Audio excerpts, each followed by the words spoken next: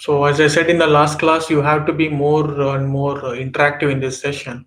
So I prefer you not using the chat box.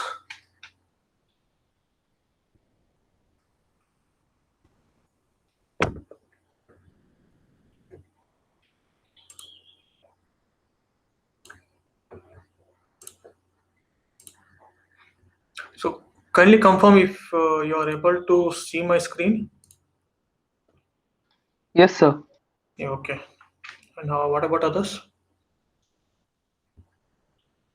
Yes, sir. Okay. So any volunteer who can give a brief about what we did during the last class?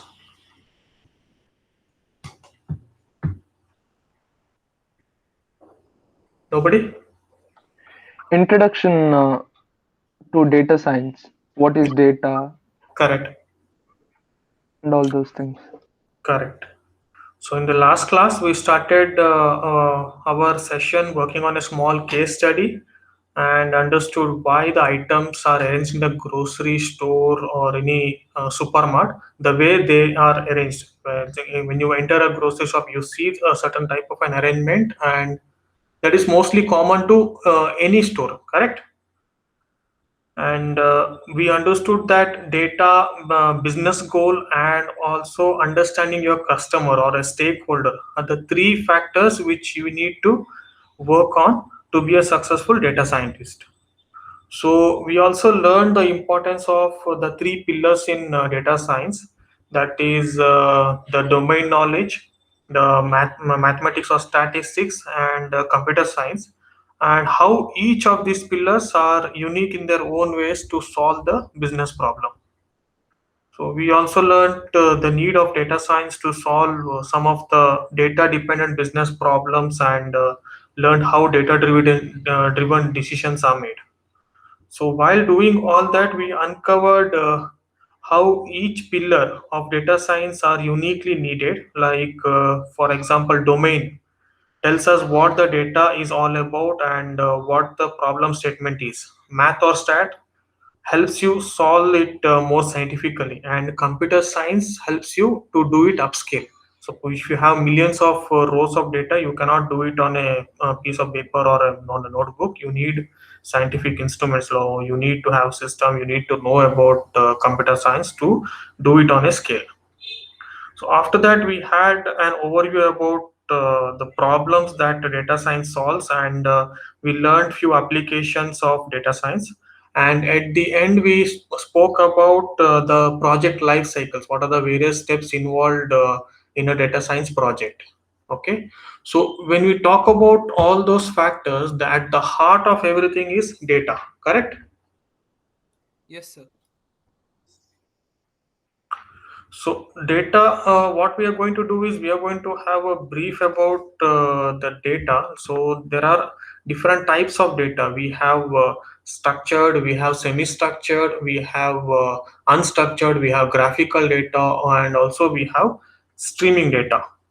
But we will not go get into deep into understanding what each and every types of data is, because at the end of the day, when you go to a vegetable market or when you go to a super bazaar, you always get cut vegetables, you get semi-cut vegetables, or you get whole vegetables, and also you get plants of those vegetables, correct? So the question is, which of the data you can directly start cooking, or which are the vegetable, which type of vegetable you can directly start cooking? That is the structured data, right? And other type of vegetables, you always have to clean them or cut them to ultimately to reach to the cut vegetable state. You need to bring it down the cut vegetable, bring it down all the other vegetables to cut vegetable state, correct? So you don't have to break your head on understanding what different types, but let us have a small brief about it. So what are structured data?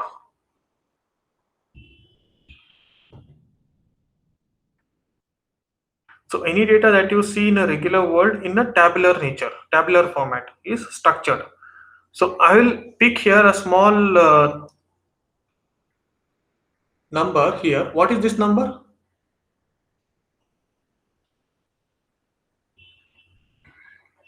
So I have the data that I have on the screen is a structured data. So I pick a random number from a random column. That data is? Sir, Can Yeah. I guess the PPT is stuck.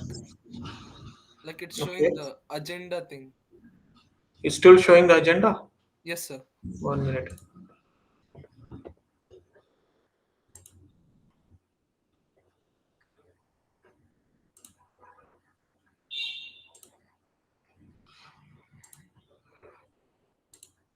You're able to see now? No, sir.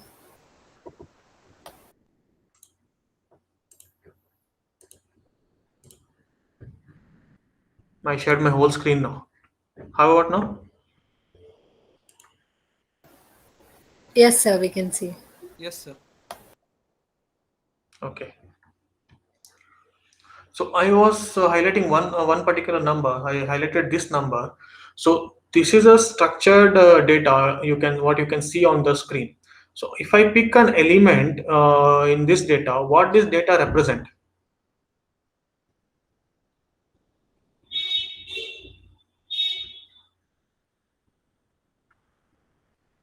So basically what you need to understand is how do I get the info of this each cell. So this data has an information here, okay, and it also has a information. So what the information is trying to give is that what is the for this particular transaction ID. So what is the transaction gateway number? That is what it's trying to convey, correct? Yes, sir. So you understood what this cell is conveying through the row and the column data, correct?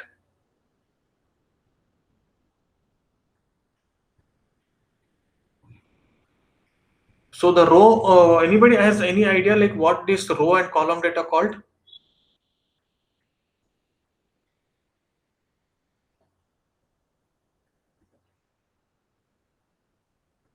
It is called metadata. Okay. So metadata is something which gives you the information of the cell, something like the amount. So amount is $61. What does it for this transaction? The amount was 61, and you got the information from your row and column.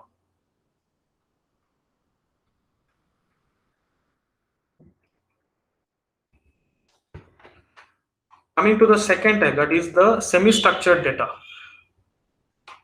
We will not go in other detail for other types of data. Just I'm giving you a brief about it. So at the end of the day, you have to focus on the the cut vegetables, as I said earlier. Okay. So semi-structured data is the data that is in between structured and unstructured. So what is unstructured? Something like videos in a YouTube video. So you can click on the YouTube link and you can watch the YouTube video, but will your system understand what it is? No, right? Has anybody tried opening any video in your system in a notepad or a wordpad? So if you try to open it in your notepad or wordpad, it gives your weird symbols like alpha, beta, gamma, right? Correct? Yes, sir. So that is called as unstructured data.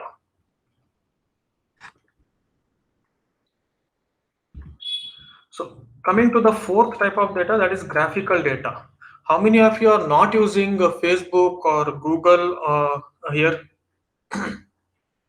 Social networking apps like WhatsApp, Facebook, Instagram, your LinkedIn. We are using, sir. Yes. So what I can give an example is here is a person. Here we have a node here. Here is a person. This person is having you can call it as P1. He's having all the information about the name, the age, the profession, what they studied. Everything is here, and this person is connected to second person. The person 2 is connected to person 3. person 3 is connected to person 4. This person is connected again to person 1. Person 1 is in contact with person 5. Person 5 to person 6. Person 6 to person 7. Person 6 to person 8. Again person 8 is connected to person 6. Person 6 again connected to person 9. So this is how the graph looks like when you see the graphical data of any networking sites. This is how they function. Okay.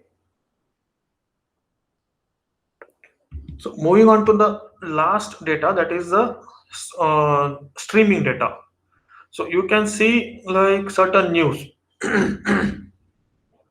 certain news about stocks, which keeps moving over time, right? You can see like Crick Info, where the score keeps on changing. The data keeps on changing. That even a live stream in YouTube, the score keeps on changing, right? So that is called as streaming data.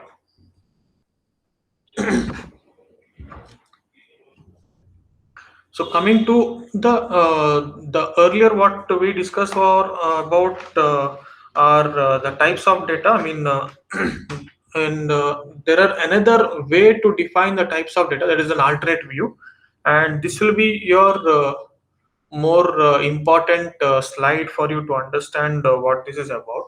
So I'll just note down few things here. Okay.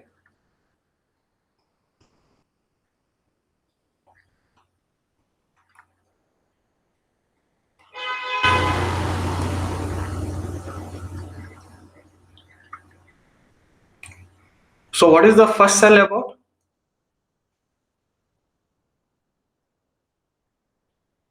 Numbers. Those are numbers, right? So these are numerical data. What about the second one? Names. These are names, right? I mean the text data, correct? Yes, sir. Text data. So there is another form of data, something like feedback data. I give the feedback like 1, 2, 3, 4, 5. So are these numerical data? No. This is not numerical, right?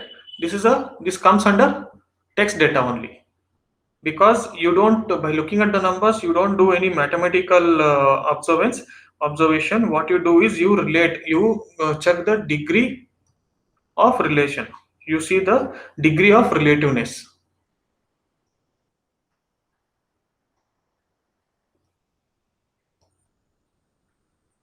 Forgive my handwriting if you find it little weird.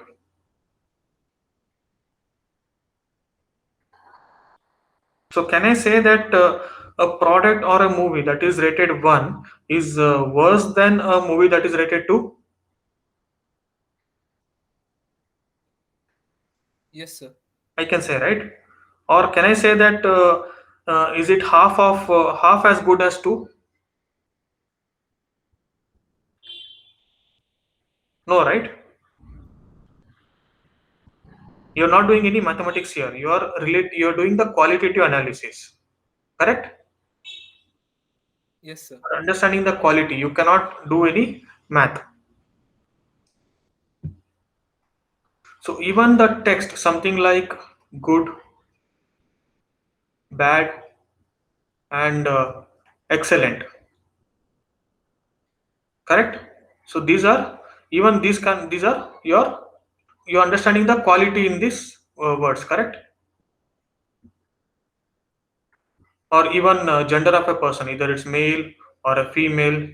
And if I have an application, I have an application, okay, and the first is to enter the gender. So can I give male first and female first? Male first and female in the second, or shall I give female first and male second?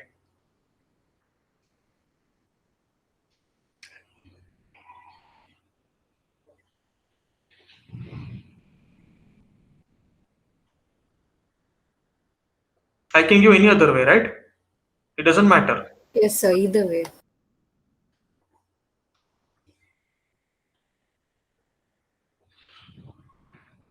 So numbers where you can do addition, subtraction, we call it as quantitative.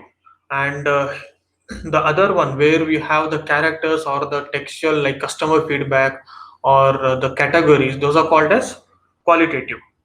So under quantitative, you have discrete and you have continuous. So you cannot count you can you count the number of students in the class?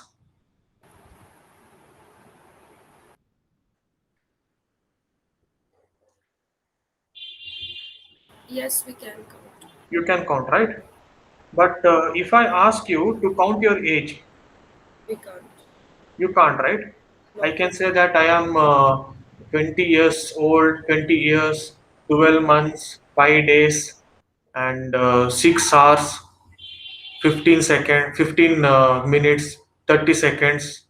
By the time I say it, my age has already changed, correct? Yes. So that is your continuous data. I mean, it is continuous. Something like your height.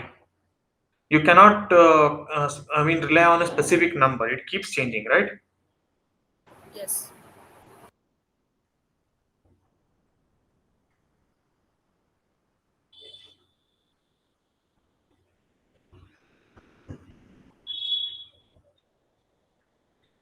So qualitative is about understanding the feeling.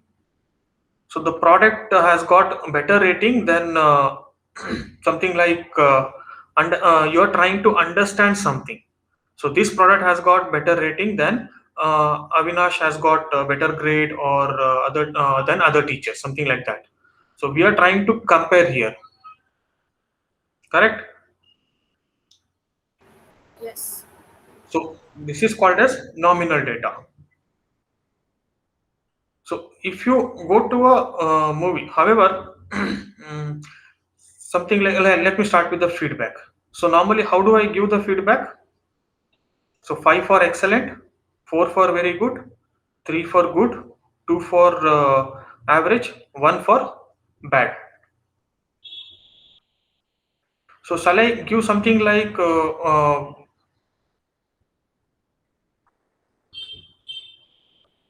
so 1 for excellent,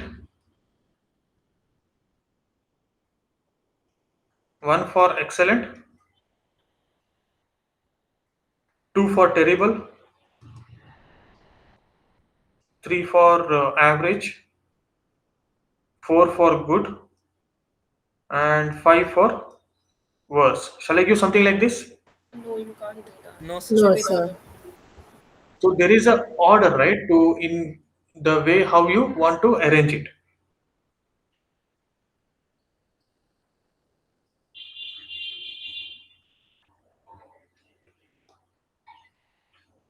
Or a movie rating.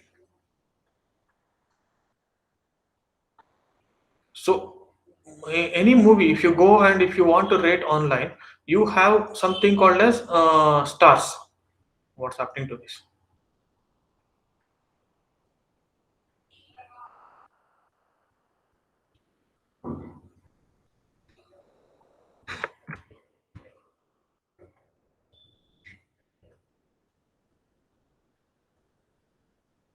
Apparently, I forgot how to draw stars.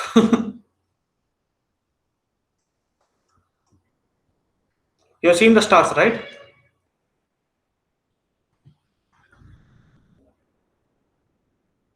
Correct. If you want to rate a movie as 1 star, would you select this star? No. No, right? There is a particular order to it. So when your data flows in order, you call it as ordinal data. Correct? So and under your numbers, numbers, you also have interval and ratio data. Can I say that afternoon 3 p.m. is half of evening 6 p.m.? No, sir.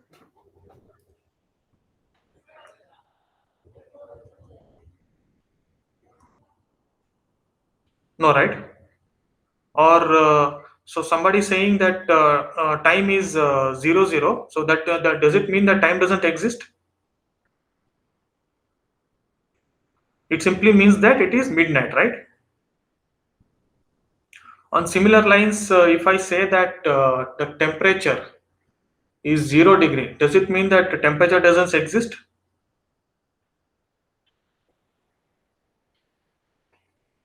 No, right? It is just a relation. So I can say that yesterday the temperature was 1 degree Celsius and that today the temperature is 2 degrees Celsius. Is it twice as hot as yesterday? No.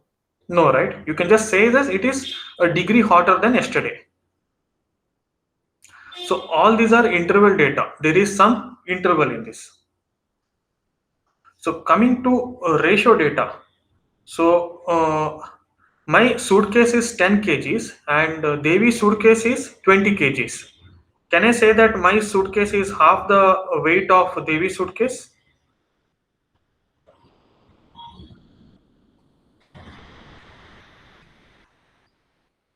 Yes, sir, because it's a ratio. It's a ratio, yes, correct.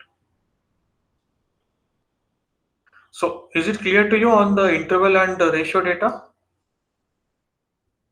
Yes, sir. So why do you think these are important? So when you have data like, you're able to see my screen, right? Yes, sir. You have the data like this.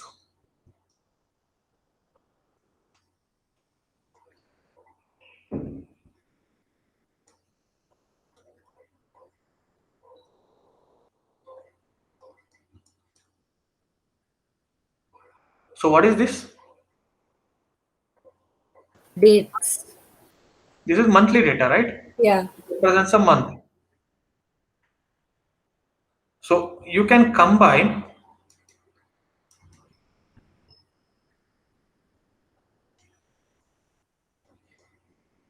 correct? You can combine this, right? What will this be? Interval. Yes. As a more relatively speaking, you can say it as quarterly data. Correct? Yes, sir. Yes, sir.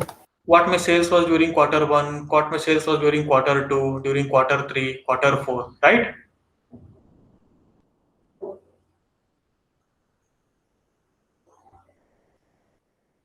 So where do you find this application? In any of the sales, correct?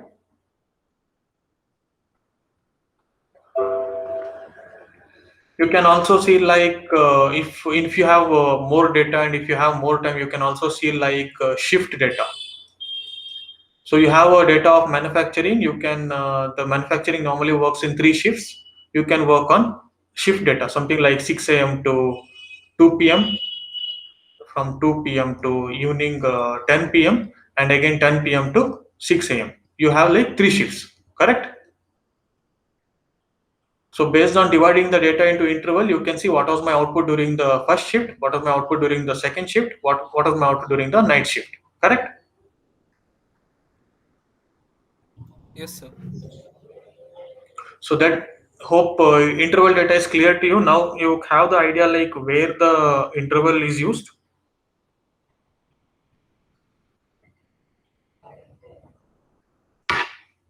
So coming to your ratio data. Okay, so I will see I have a data here, salary and commission. Okay, suppose your salary is 1 lakh and your commission is 2 lakh. Salary is 17 500 and whereas your commission is 35. Okay, your salary is 20 and commission is 40. So what can you do here? The numbers are quite big here. It will be very difficult for you to understand each and every number and to do the computation. What would you do? Are you finding a relation here? Yes, sir. So you Double can of. scale it down, right? Yeah. 1 and 2, correct? So that is where the ratio data will help you. It's like when the numbers are too big, you can just scale it down. So what you have to do is you have to do divide and conquer. So that holds very true for quantitative analysis.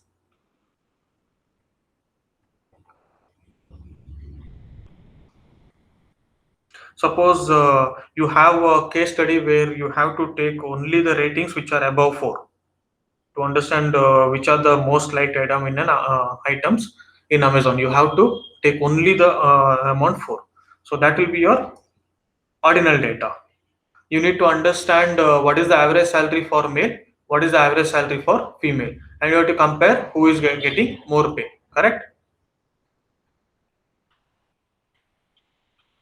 In terms of quantitative, you need to see, you have a fruit basket, you need to see how many apples are there, how many bananas are there, and what is the average selling price for apple, what is average sales for banana. Correct?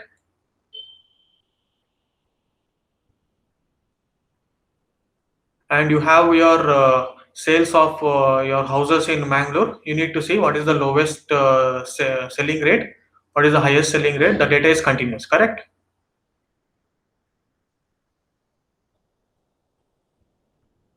Is everything clear to you? Yes, sir. So Yes. have you made a note of this particular slide? This will be very important for you when you work on data analysis.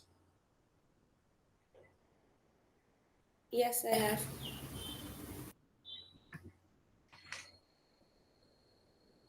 So coming to the next slide, that is on data quality issues. So the problem with real world data is that there are a lot of flaws in your data. So you never get a data which is 100% pure in nature. That means if you get a data which is very pure, that means somebody has already cleaned it. So one of the obvious flaws to get is your duplicate values. So what is the advantage of having duplicate values?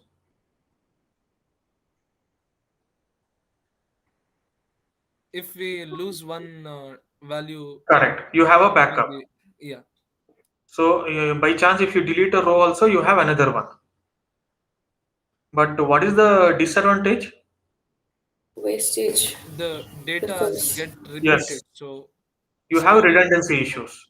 yeah, Lot of data get, your data gets biased towards the duplicate ones. Correct. The second one is inconsistency. You go to ATM. You suppose you have 100 rupees in your account. You go to ATM. You withdraw 10 rupees, and you come to a bank and update your passbook, and your passbook says still it's 100 rupees. So that means the data is inconsistent, right? The bank is not maintaining your account consistently. There's no consistent. You can continuously withdraw 10 rupees from ATM and still your balance will be 100 rupees, right?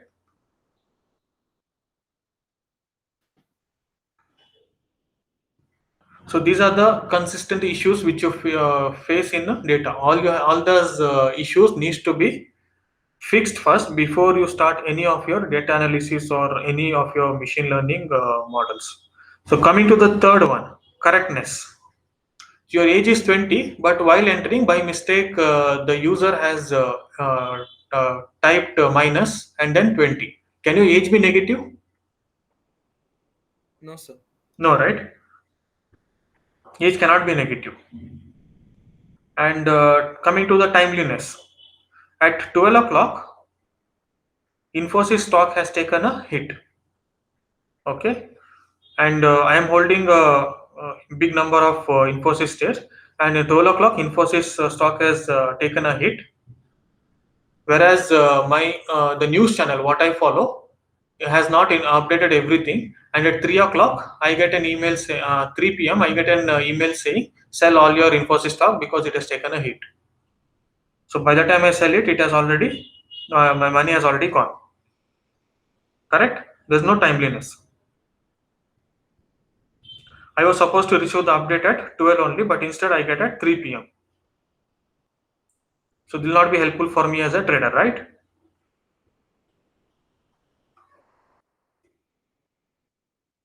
Coming to the missing values, and this will be the biggest issue in your data.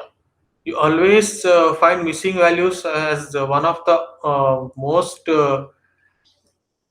big. I mean, one of the biggest problem which the data has. Data faces, that is your missing price. Something like your stock price has risen but not missing or not displaying at the low end of the frame, or something like your sales data. You have a sales made, everything is entered, but the price is not available. So always you have to look for this and clear everything before you move forward with your data clear analysis. Sir, Yes. the examples are interchanged, sir. For For which one? timeliness, it should be stock prices rising but displaying low on. Correct. I missed that. Sorry. So the stock price comes to the it could it no, it will be timeliness only. The what I was trying to say in stock price is that like there the Infosys trade had hit a low at 12 o'clock, and my broker informed me at 3 o'clock. The timeliness was very bad, right? Yes, sir. So No, that is sir. what. It has come under missing values. Missing values example is feedback forms given to students. In the slides, sir, the example is Mm-hmm. No, what? Yeah, correct. Stock prices risen, but displaying on low end, low front end. Yes, that needs to be updated. Yes.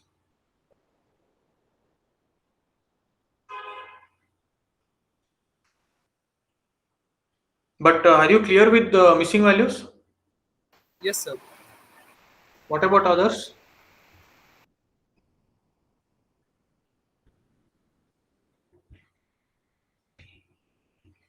Hello. Yes, sir.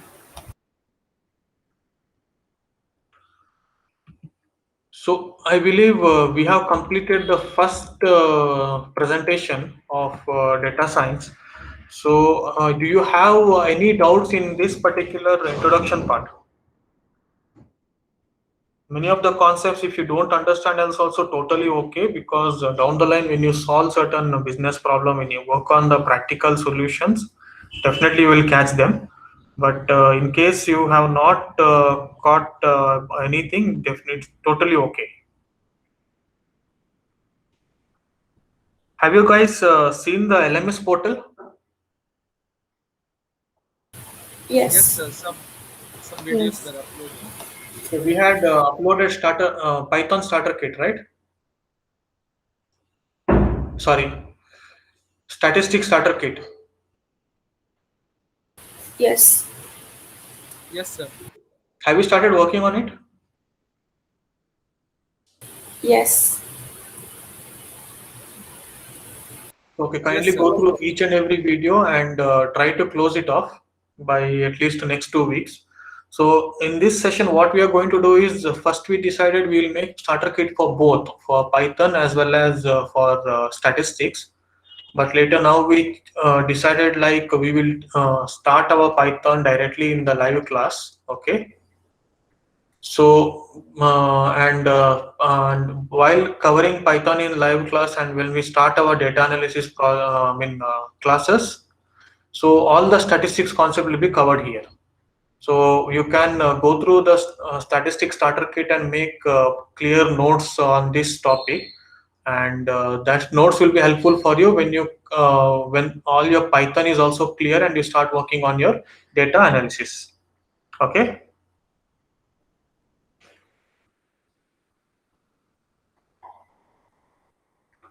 Have you guys saw that there is one more video on installations? Yes, sir. Anaconda Yes. installation. Anaconda, you guys have installed it? Yes, sir. Yes, sir.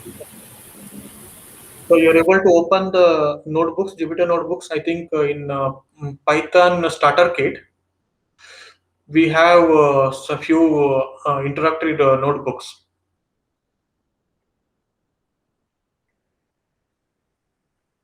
Are you able to open them?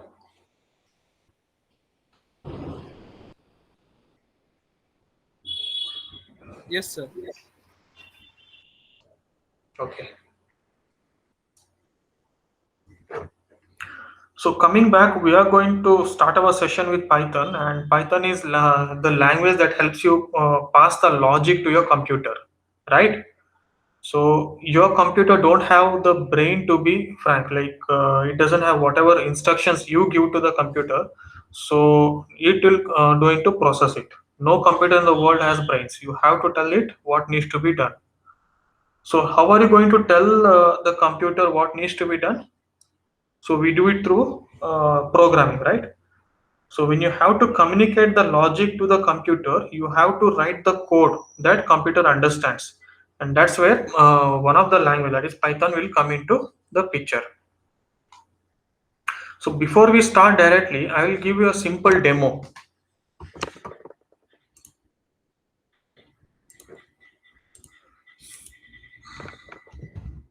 You're able to see my screen, right?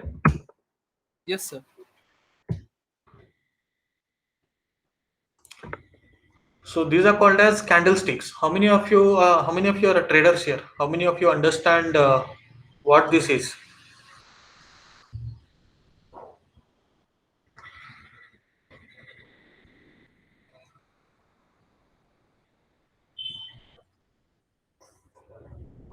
So when you see any stock price movement, it is being tracked through candlesticks, right?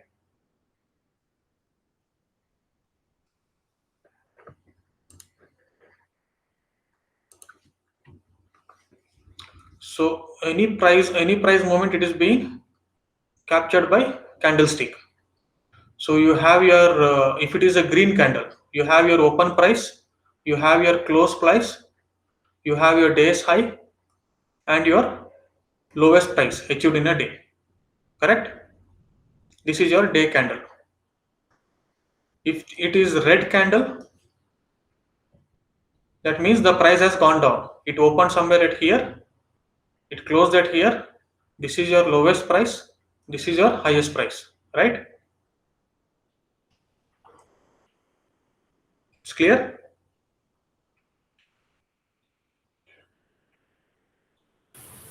No, sir. So in stock market, suppose we'll take the example of Infosys share. Okay, so it opened at say 1500 and it closed at 1510. So your opening is 1500 and it closed at 1510. And during the day, suppose market starts at 9:30 and you have your 12:30 here and it closed at 3:30. Okay, so what here it has done is it moves something like this, correct? Your prices never go something like this. It will not never take a straight line. It keeps on changing. So it opened at this price 1500.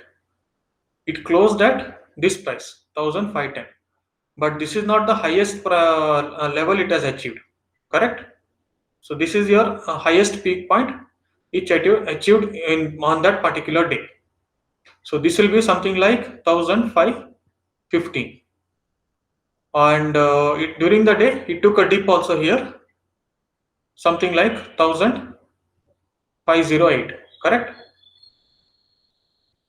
So when you combine every candle, like if it is a are you clear with the green candle? Yes, sir. Others?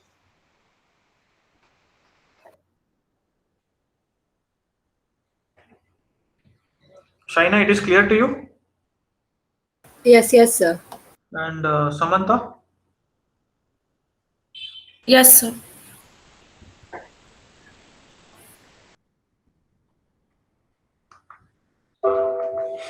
Coming to the second type of candle, that is the red candle. Red is nothing but it has taken a dip on that day. What it has happened is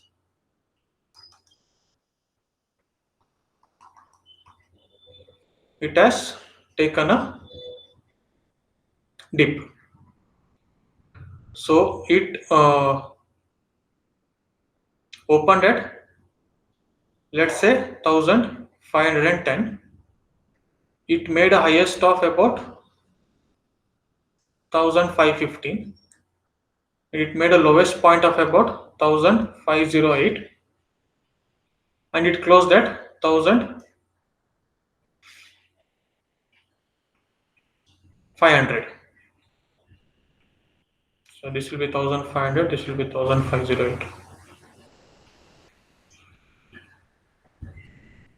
Correct? It's clear? Yes, sir. Yes.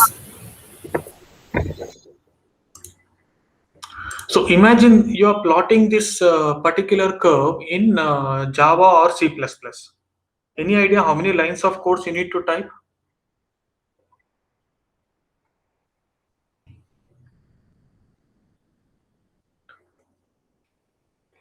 So I am a trader. I need to plot this graph on a technical and do the technical analysis, but I don't have access to any premium tools.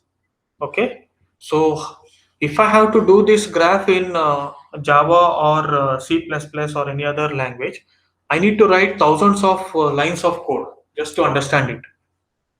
Okay, but if I have Python,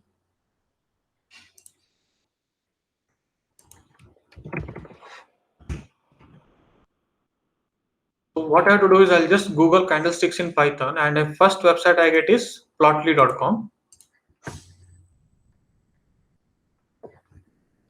If I have Python, I can plot the same graph in 3 lines. Here you're just importing all the directories. I'm going to explain why it is needed. So what you're doing is you're importing the data. So here they have imported Apple data set. What you're doing is you're defining the figure and you're just showing the figure. That's all. In 3 lines of code in Python, you're not only getting the graph and it is also interactive. Something like I can view each and every column. I can zoom into the plot. I can even see the days high, open, low, close, everything. Correct? If you want to understand what this data is about, just copy it and paste it here. It is the date, open price, high price, what is the lowest, what is the close, and how much volume is traded, and all the other aspects will come into the picture here.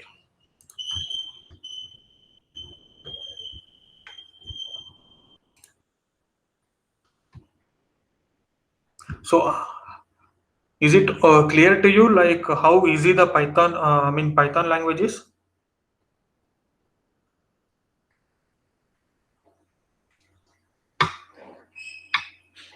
Rahul? Yes, sir. Yes.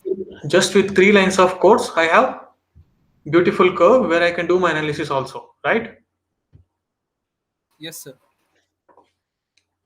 If you're still not clear with this, I have a magic trick to show you how powerful Python is, and I'll use that. I'll not use that magic trick now. I'll use it at the end of data analysis session, where it will really blow your mind to understand such a small line of code will give you all the information you need. So before we start our Python basics, what we are going to do is we'll take a small break and start at 12 o'clock. So at 12, what we are going to start is we are going to, I believe you have downloaded these notebooks from portal. Can you give me a quick yes on this? No. Okay. So how many of you have joined from your system? I have. You I have. have. Yes, sir. I have, sir. So what I can do is I'll before we take a break, just anybody share your screen? It will be good for everyone. Any volunteer? Okay, sir. I'll. Yeah.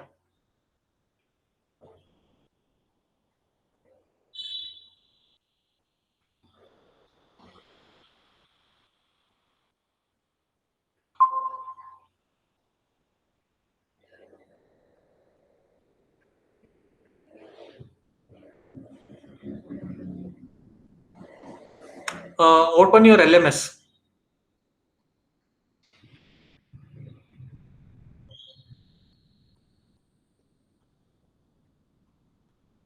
Sir, I downloaded those files, so it's in my Okay. download folder. Okay. So what you do is open. You downloaded it, right?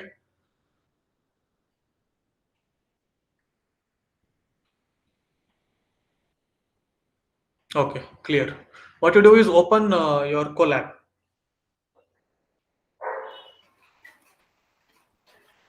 Google Collapse, sir. No, sorry. Your Anaconda. Okay, sir.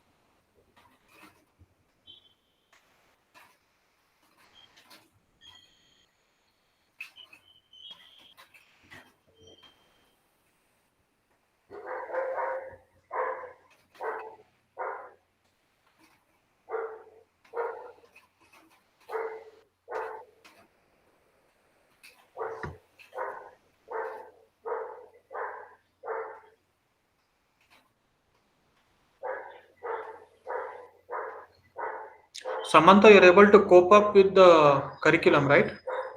Yes, sir.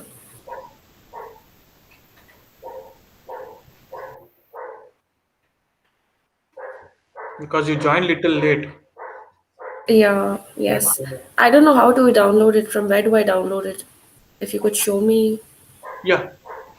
Just let him complete it. Okay, sir. Yes, I opened it. So click on Jupyter Notebook. Fifth one, yes, that's the one. Click on launch.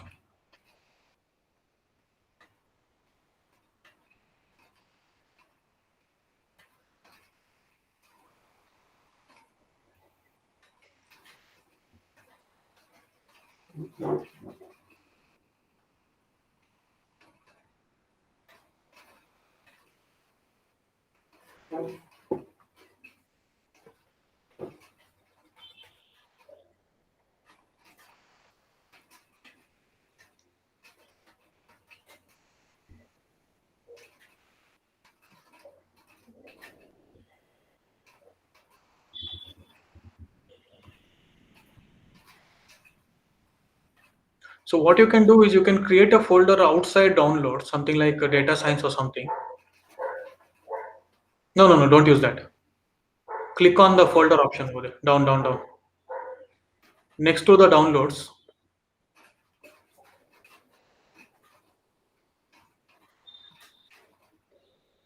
Yes, when you have all the files in downloads, it will be a little messy for you. What I suggest is open your C drive. Not from here, directly.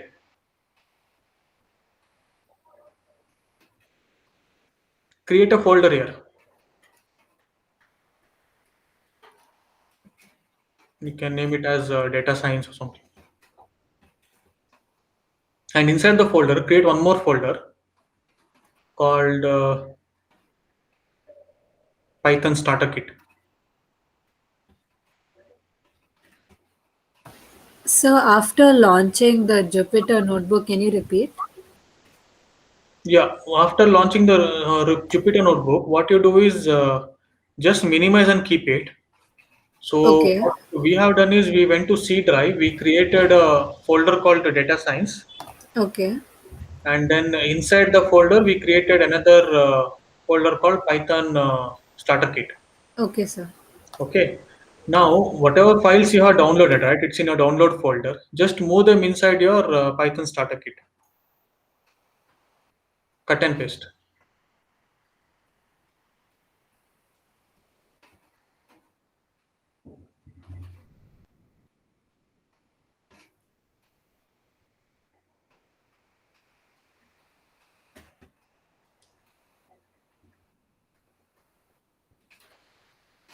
Yes, sir.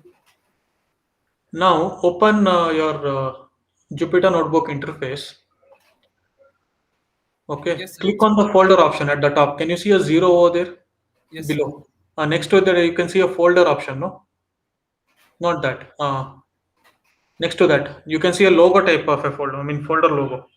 Next to that. Yes, click there. Yes, sir. This thing only. Okay, you're supposed to find a folder called data science over there.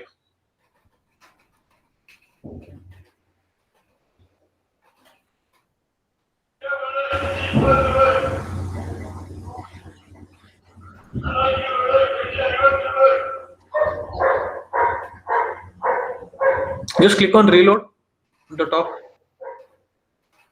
Top, yeah.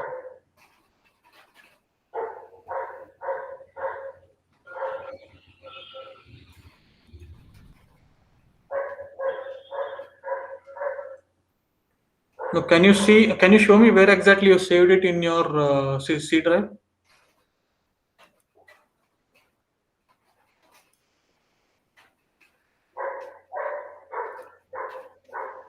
Or cut and paste the document. I mean, folder in documents.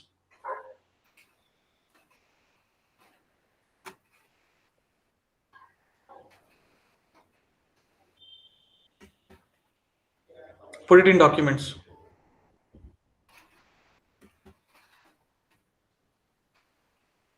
Okay. Now go to documents here.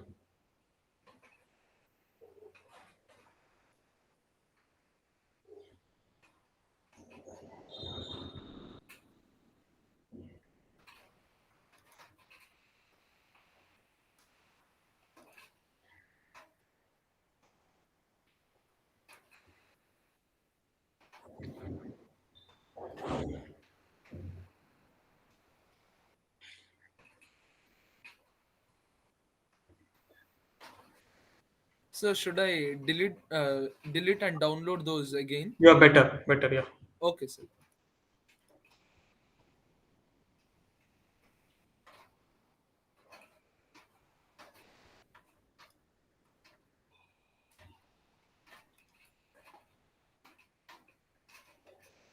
Where have you installed your Anaconda?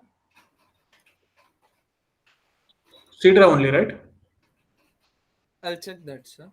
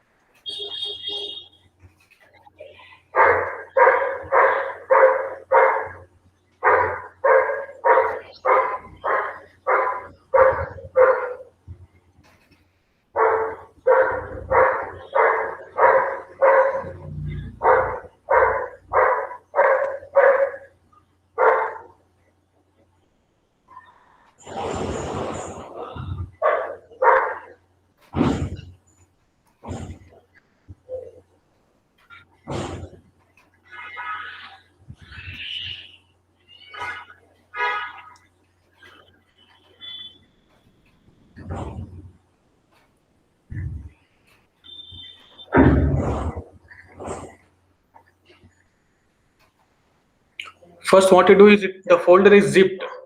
So move the folder, zipped folder, and then extract it over there.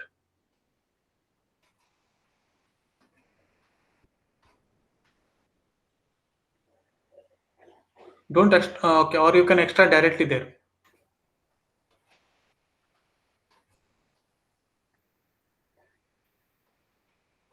So this thing, right? I'll extract this. Extract. I mean, browse it to documents and extract it over there. Yes, sir. No, I'll create the folder and then Oh, extract. you okay?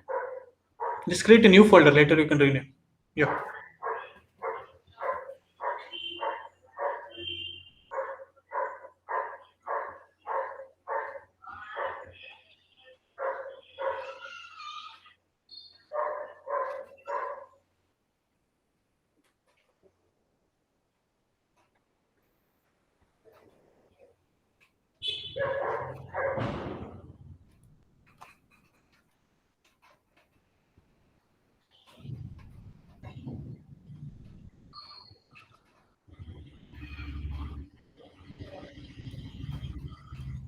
No, sir.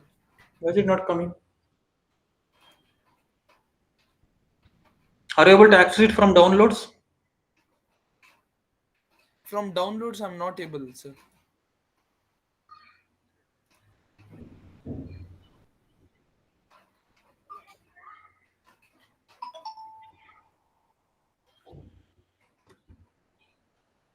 I think you have to uninstall and reinstall Jupyter. I mean Anaconda, whole one.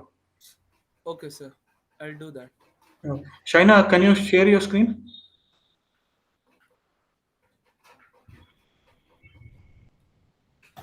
Yes, sir.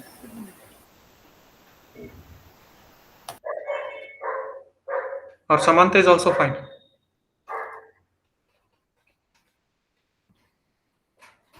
Who will do it? China? Okay. Okay, shares.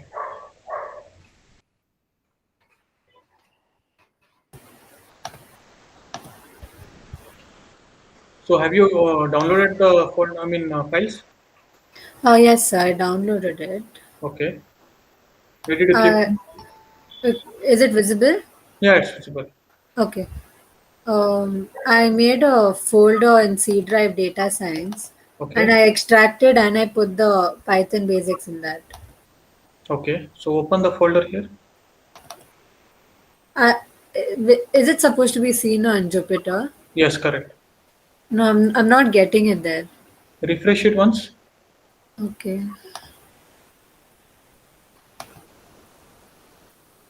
Mm, no, sir.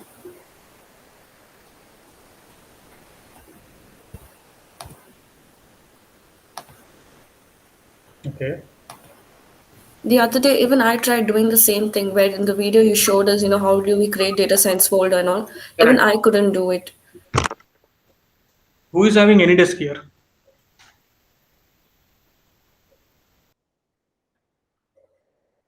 What about Samantha? You were able to do it?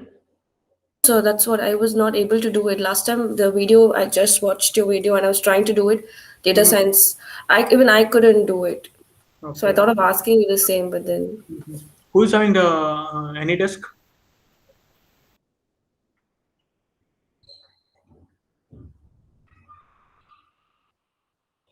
Nobody's having any desk? Or somebody can install it very soon because it's just around 300 KB. That's all.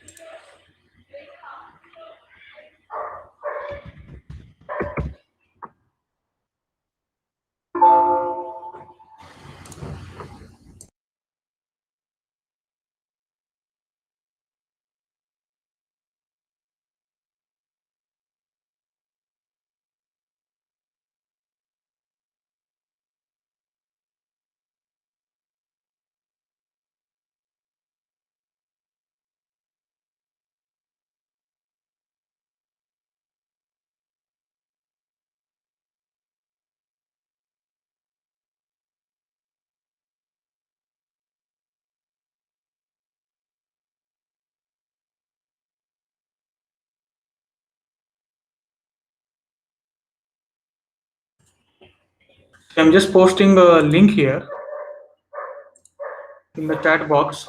So in Jupyter, if I press on documents, I can get the Python basics. I'm not getting it as a folder, as a main folder. Okay. Share the screen.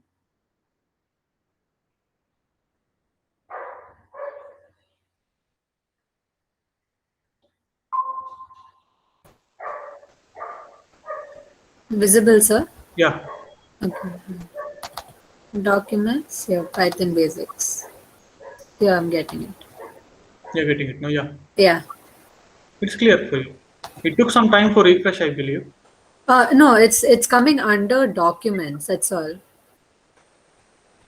Yeah, I I'm asked not. you to save it in documents, no? Yeah, because we extracted in documents, so I'm getting that here. All Hmm. of it. Okay.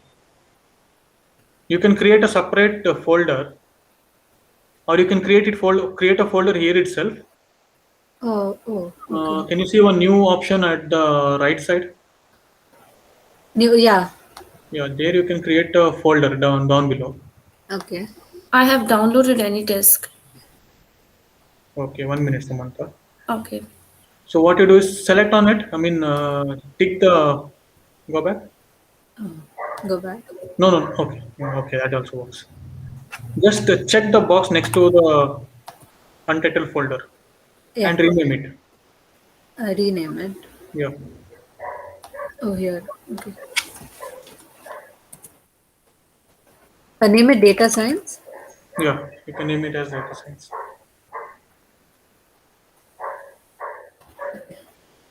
Now this folder should be available for you in your local C drive.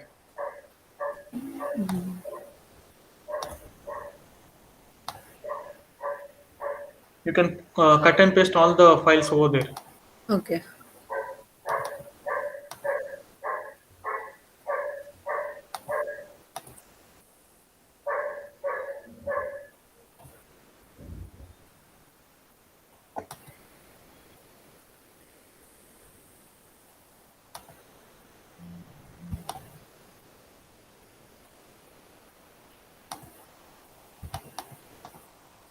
Rahul, Yes, sir. so before you uninstall it, try this method. Okay, sir.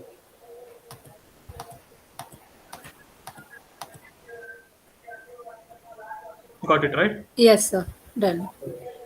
Now you can stop sharing the screen. Samantha, you can share.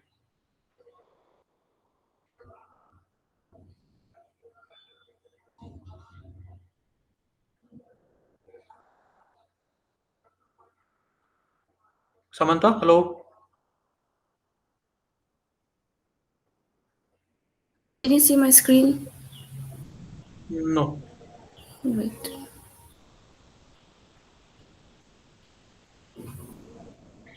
I'm unable to share my screen.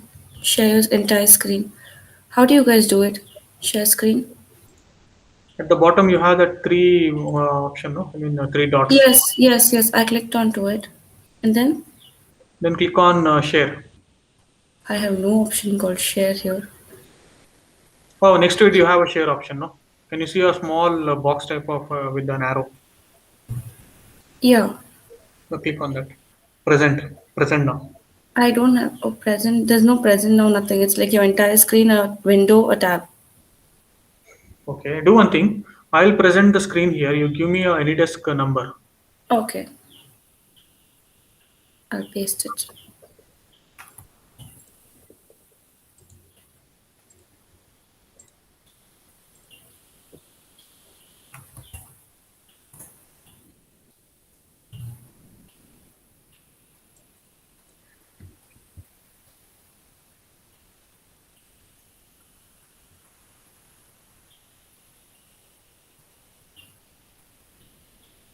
You have to accept the connection. Okay. Allow access. Done.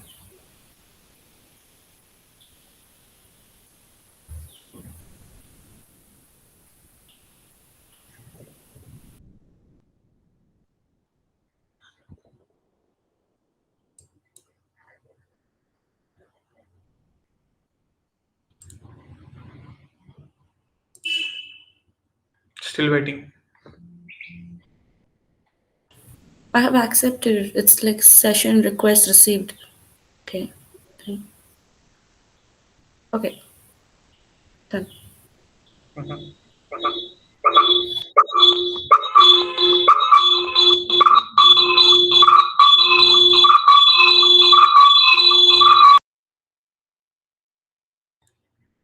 That was bad. Okay, that was bad. Okay, that was bad. Okay, that was bad.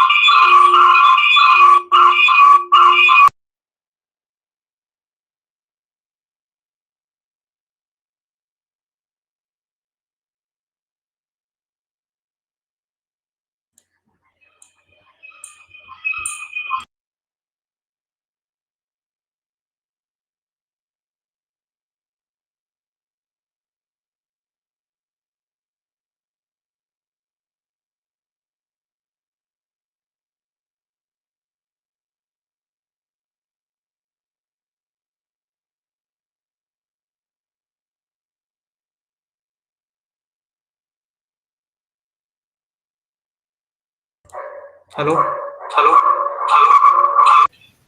Yes, sir.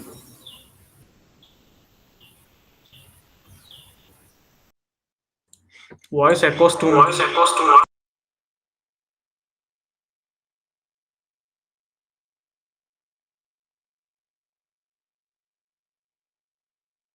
So it's not necessary to download AnyDesk now, right?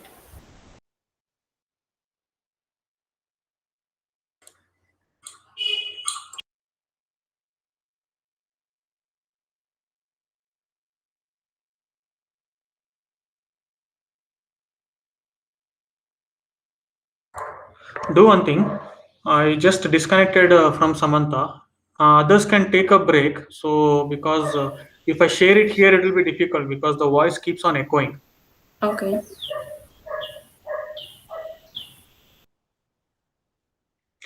Samantha, what you can do is you can mute yourself, mute the speaker also. Or, you're wearing earphones or you're wearing speakers? Earphones.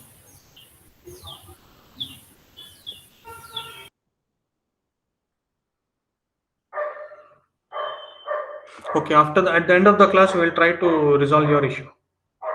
Okay. You can take a break now, and we'll come back at 12. How many minutes you need? We'll come at 12:20. 10 minutes we can take. Okay.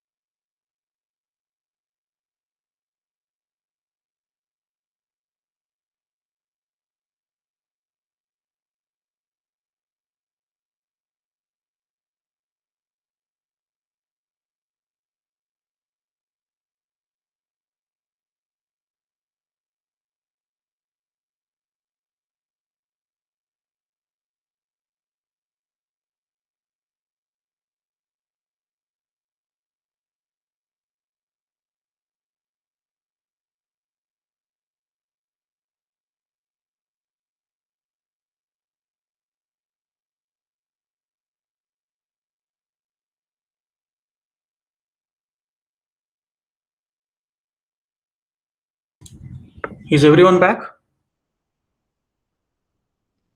Yes, sir. Yes, sir. Yes, sir. Okay.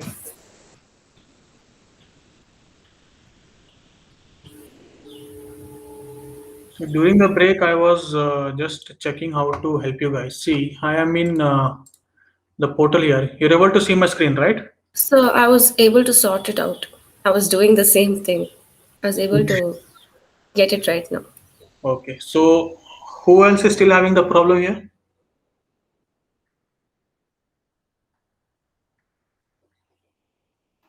It's clear to you, no?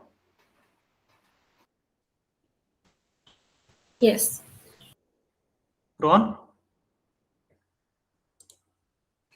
Sir, I tried to do that, but I'm not getting it still. Okay. So, what I suggest you is go to C drive. You're able to see my screen, right? Yes, sir. C drive. Under users, you create you will find your user here. Okay. Okay, Here sir. you create a folder. Sir, my that Anaconda whole thing, it is there in that users HP, sir. Users under that HP folder. Okay, fine. So here I'll create a folder.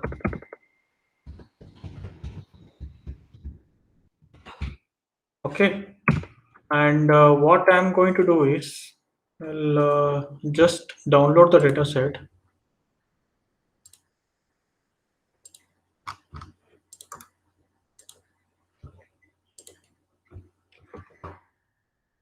It and paste it here.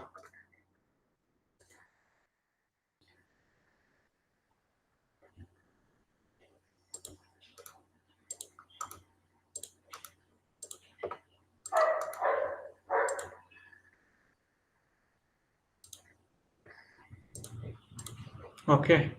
So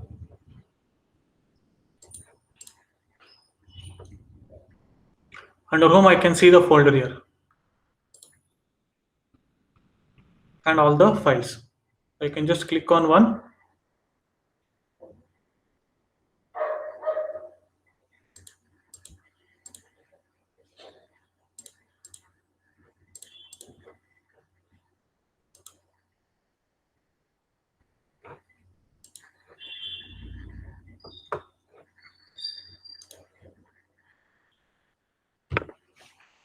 Are you able to see? Yes, sir. Yes, sir. Rahul, what we'll do is I'll cover the first notebook today. Okay. Okay, And sir. after the class, others can drop off and we can solve the issue what you're facing. Yes, sir. Sounds great? Okay, sir. So everybody, apart from Rahul, everybody is able to open it, right? Yes, sir.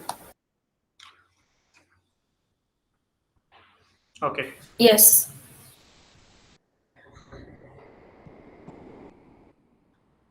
So now earlier you were able to see like how just 3 lines of code was able to give you such a beautiful plot and such an interactive plot. So before we make things complicated, let us break it down everything into simple steps and first understand the programming language. Okay. And we have created these basic notebooks just keeping in mind the requirement basic knowledge requirement. Even without this lecture you can just read all the comments here and you can execute it. Okay. So here what we will cover today is about Python keywords, identifiers, comments in Python, indentation and statement. So coming to Python keywords, so these are the special words which are called keywords. So these words you cannot use it while you doing your coding. So these are few of the reserved words, and they have their own meaning in the coding, and you shouldn't use them in any other way. So something like and operator, and here, okay. So AND is an operator, and you can use AND option to add two operators, something like statement 1 and statement 2. Clear?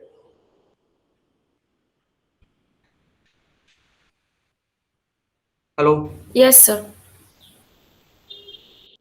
So the whole point is AND is reserved keyword, and you cannot use it in any other purpose. So similarly, I have Python 3.6 here. So you need to check which version you are using. I believe it is Python 3.8.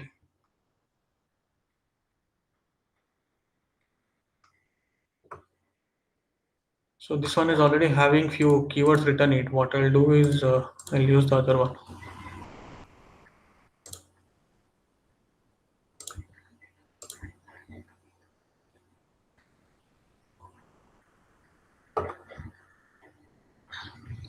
Okay. So how do you understand what keywords are there? What you have to do is first you have to import a library or a module called keyword. Okay. So what you have to do is this library or this module.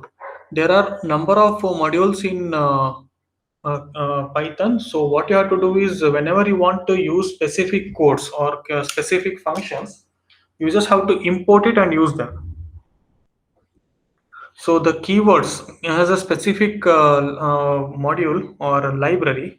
So what you have to do is first you have to import it and then you have to print. What I'm going to do is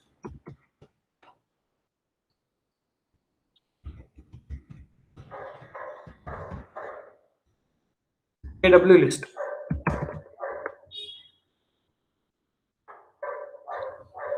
So whatever the keywords you're seeing here, so they are printed here.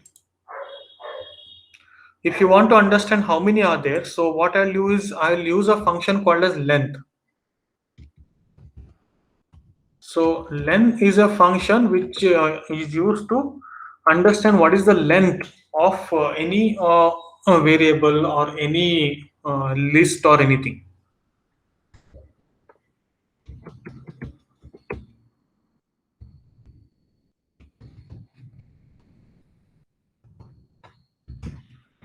And the answer is 33. Is it clear?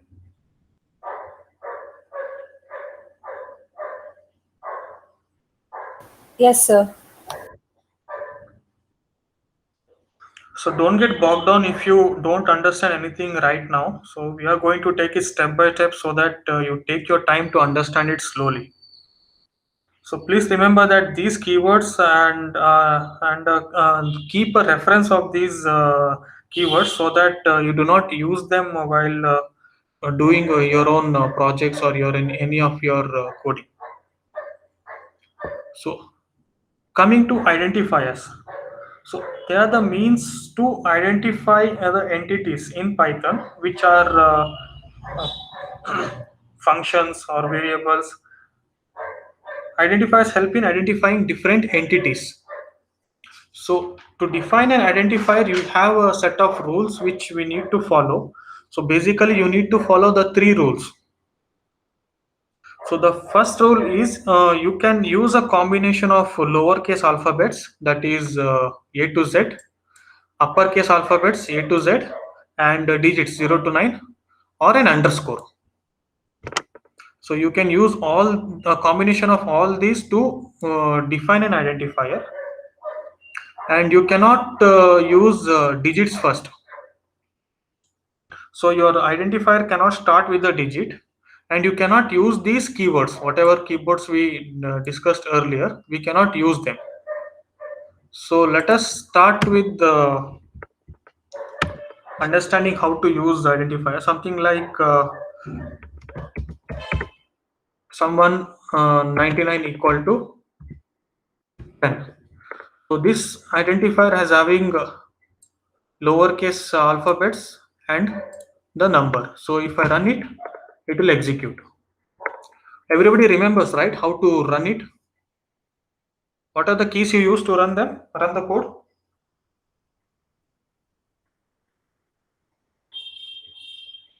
Samantha?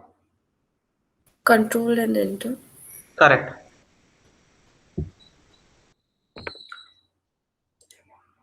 So if I have to use the numbers first, will this run? No, right? It will give invalid syntax. In the sense, this is wrong. You cannot start with numbers. So can we have special characters? In the first rule, it never mentioned anything about special characters. Can we have special characters? I'll use @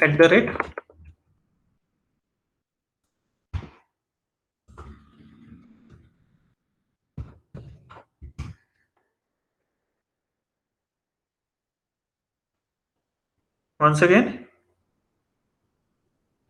it will give error.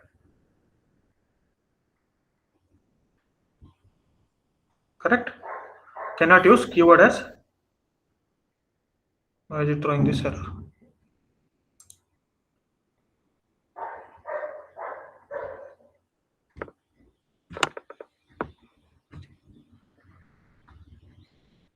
Okay.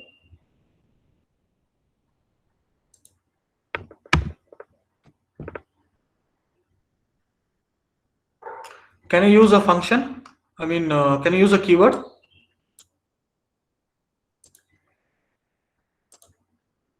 Rahul? Let's say, can I use break?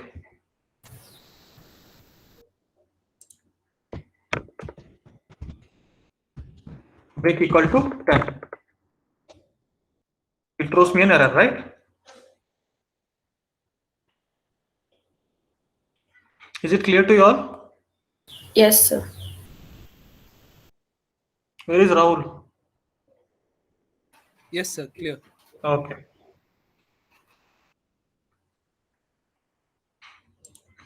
Let us work on a few more combinations. So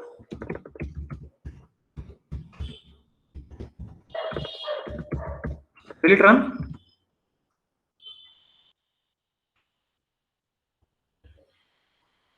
So I'm using only text here.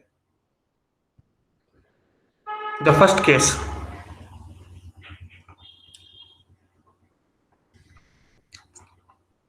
Shaina, will it run?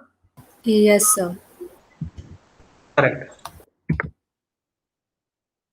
If I use hello 1 2 3 equal to 10,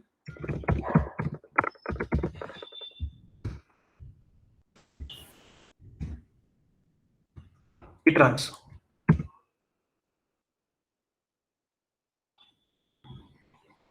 So we haven't spoken about underscore.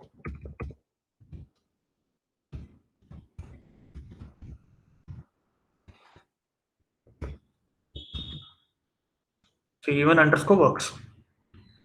So try out all the permutation combination and understand what are these keywords are. Make a note of these keywords and have a practice of glancing them whenever you start learning, so that you get familiar with these keywords, and also try to understand what are the rules which we need to know to define identifiers, because identifiers will play an important part in your future stages when you do any data analysis, when you define any machine learning code. Okay, so coming to the third section, that is comments. So comments are used to convey some message. So when you're working on a piece of code, you could ideally want to know what the code is about. So suppose if one of your colleague has worked on a code, and you use the code to use some other purpose, you need to first understand what the code is about. So that's the reason why what we do is we use comments. So comment can be written using a symbol called as hash. Okay, so the compiler will not execute the line inside it. Something like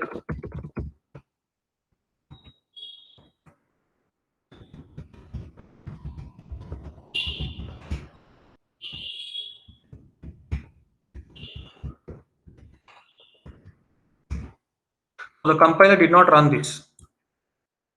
It will, the moment you give hash, it will understand that it did not run this code. So whenever you have more to type, what you can do is, there are two options. One is you can go on giving hash for each and every line.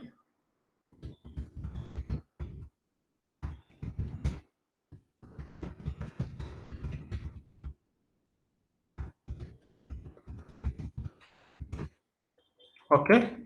Or what you can do is you can use triple inverted commas.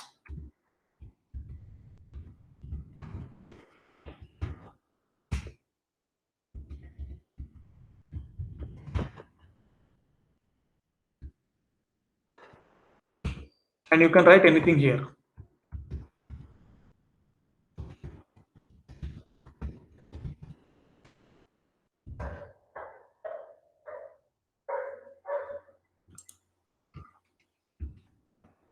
Do 4 instead of 3. Correct?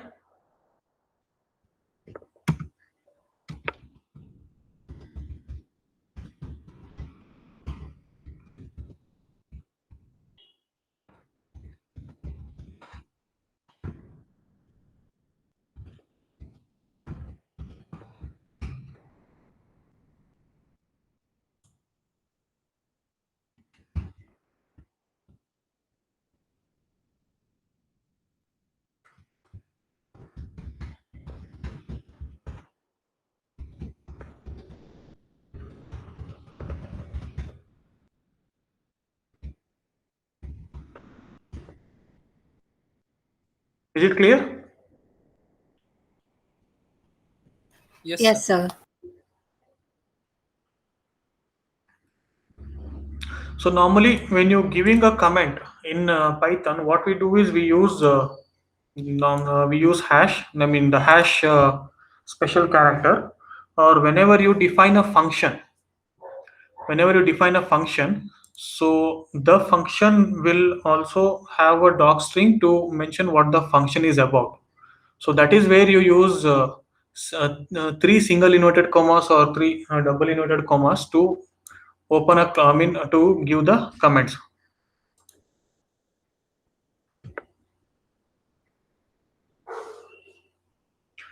So let's write a function to do squaring of a number. So I'll define square of a number. So DEF stands for defining the function. So this is my function name, and I'll be taking only one input variable. Is it clear?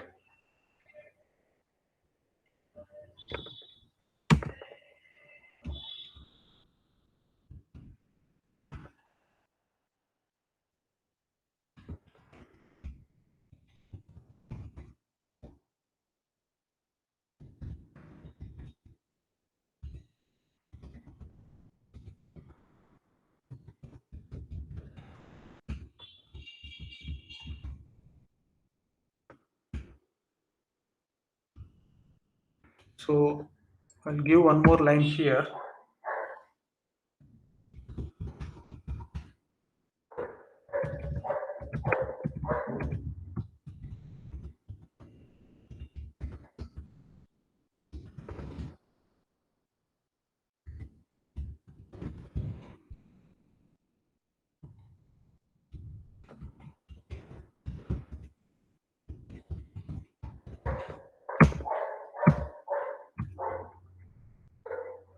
So any function you define, it has to close with return. Either you can create one more variable here and assign number into number, or you directly you can give return. So that means that you're closing the function, and the function has to return some output.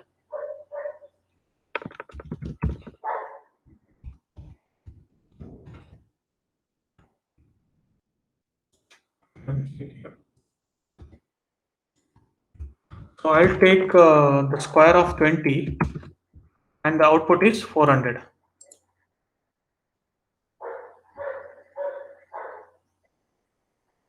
So now while defining the function, I had given some comment, right?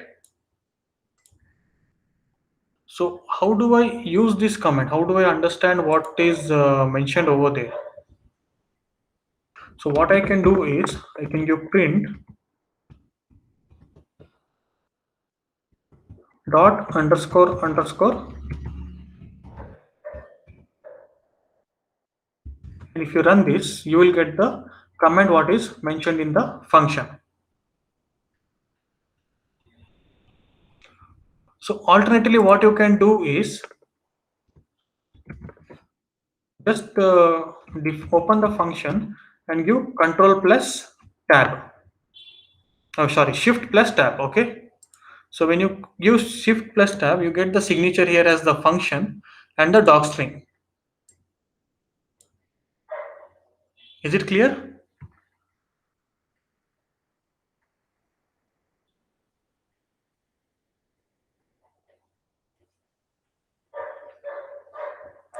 Rahul, is it clear?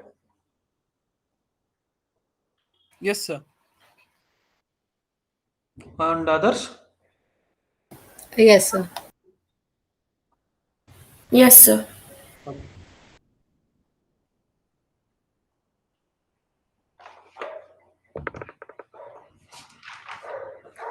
So you don't have to stress yourself to learn each and every concept, because as and when you pick up and do other topics, so you will learn this automatically.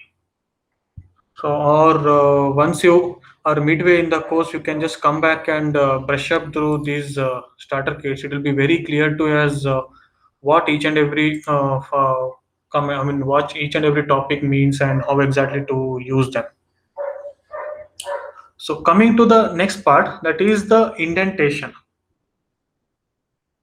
So indentation is like we use a certain grammar or a certain style of writing the code. So here for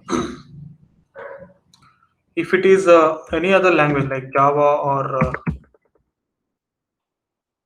C++, you usually use the indentation here, and we write all our codes inside the bracket, like line 1, line 2,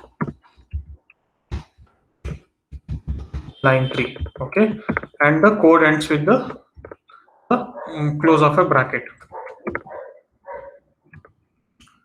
Same thing in Python will not be in curly braces. Rather, Python uses 4 spaces, like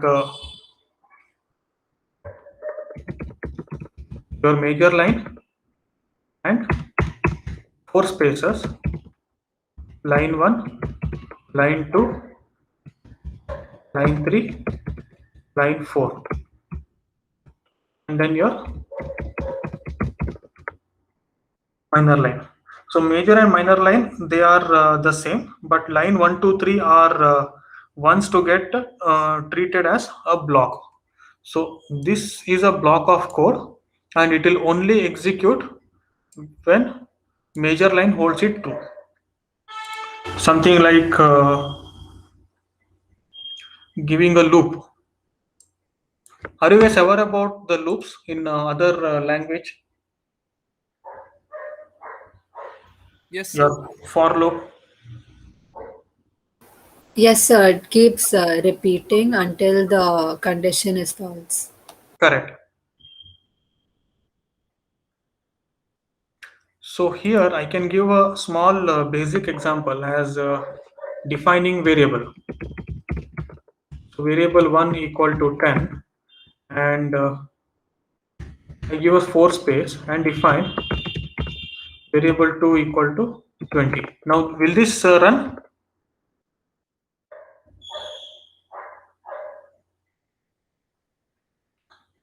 Samantha, will this run? No. Correct. Because there is no relation of this particular line with the first line. Correct. There is no relation. Still, if I give the indentation here, it will not run. Unexpected indent. Now it will run. Similarly for loop, if I say for range of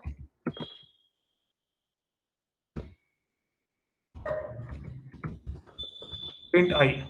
Sorry, print I. So here, whenever the first statement holds true, it will run this code, or else it will not run.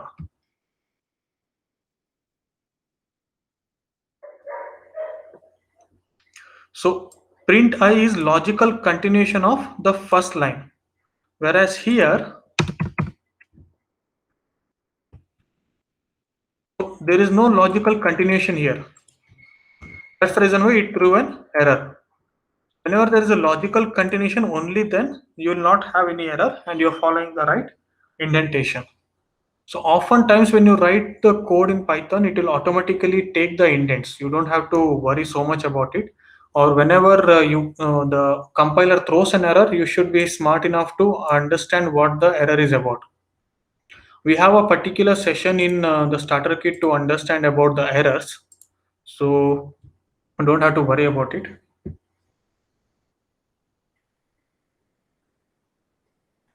So let me write some more item like I plus 1. So this once again it belongs to the same block of code. Or if I remove the indent here, it will become an independent line.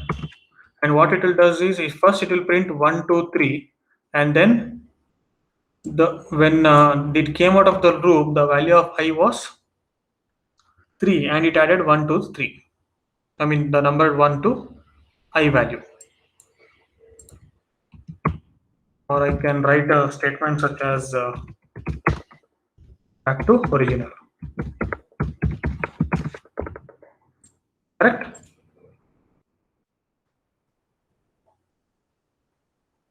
So indentation is a good way to keep the code readable so that you understand what the flow of the code is whenever you have more number of codes in particular cell.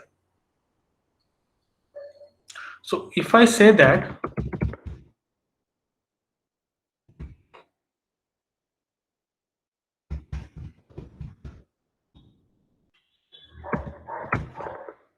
will it run?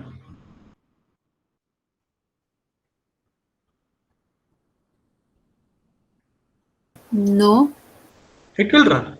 Oh. It will Even run. if it's in one line. Okay. Even if it's one line, it will run. But the problem here is you have too many things in one line, and it's not easy to understand. Correct? Here we have simple statements, but when we have complex statements, something like, I'll add one more here.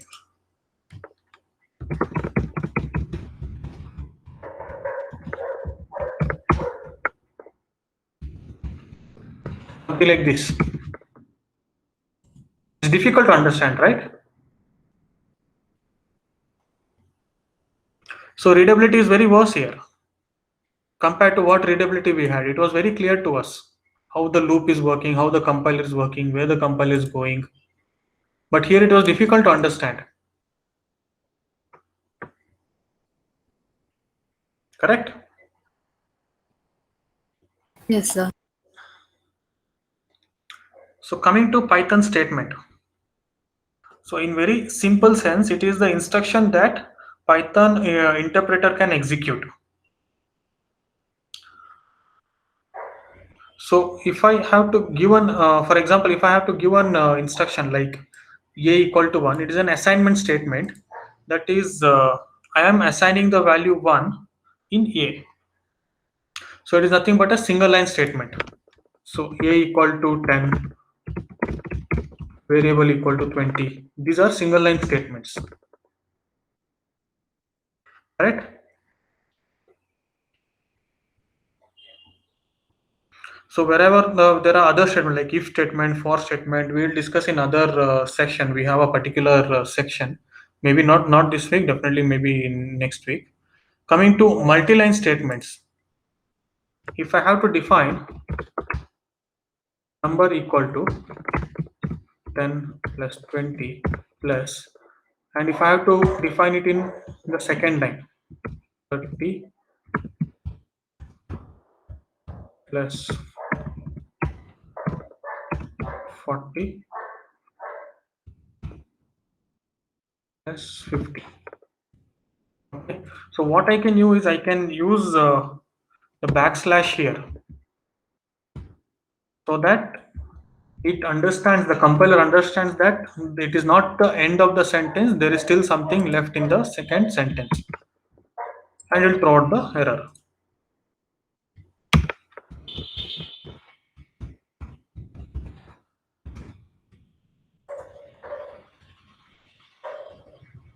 Or if you feel that this is really complicated, what you can do is you can use brackets. So just to give you the idea, what I was trying is, if I put the whole statement in one line, it will look something like this. Okay. Just to give you the idea about how multi-line statement looks like and what are the rules we need to follow to maintain the syntax in the program. Only that is the only objective why we are showing you the multi-line statements. Okay. So alternatively, if you don't feel like it is little not if you don't feel like you are using the backslash, you can use brackets. You can open the bracket here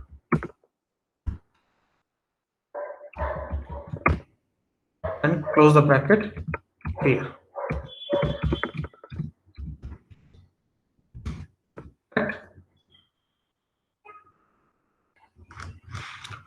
So we have completed the first session in the Python starter kit. The first one. So in the next class, what we are going to do is we'll try to cover as much as possible in the starter kit. Does anybody of you have any doubts in this particular topics what we covered today? No, sir.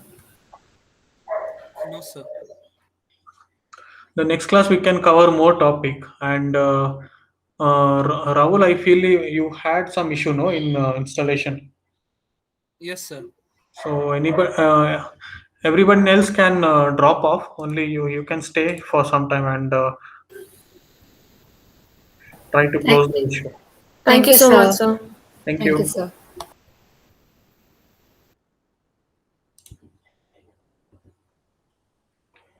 Rahul, why don't you share the screen once again?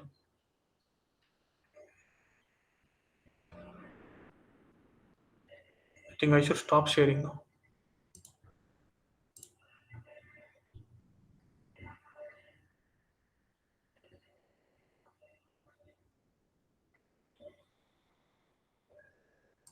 Okay, it's here.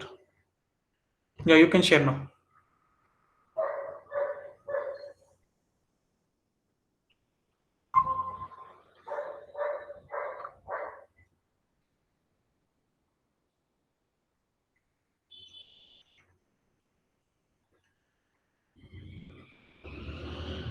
Hello, sir. Yeah, hello. Sir, I uninstalled the Anaconda app because I want to see the video again and then download it properly.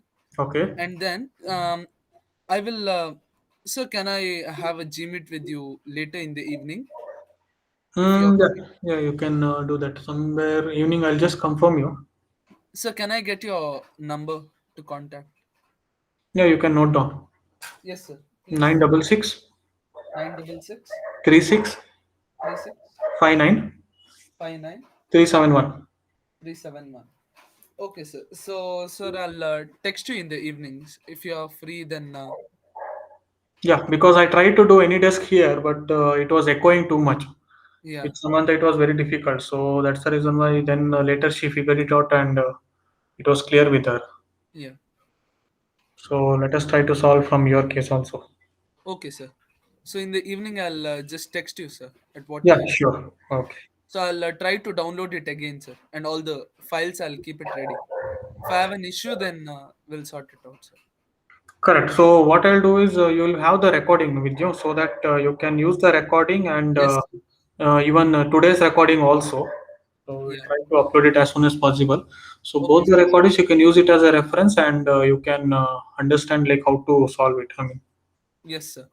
So it's not going to take much of your time. Okay, sir. Okay. Thank you, sir. Okay. Thank you. Thank Bye you, bye. sir. Bye, sir. Bye bye.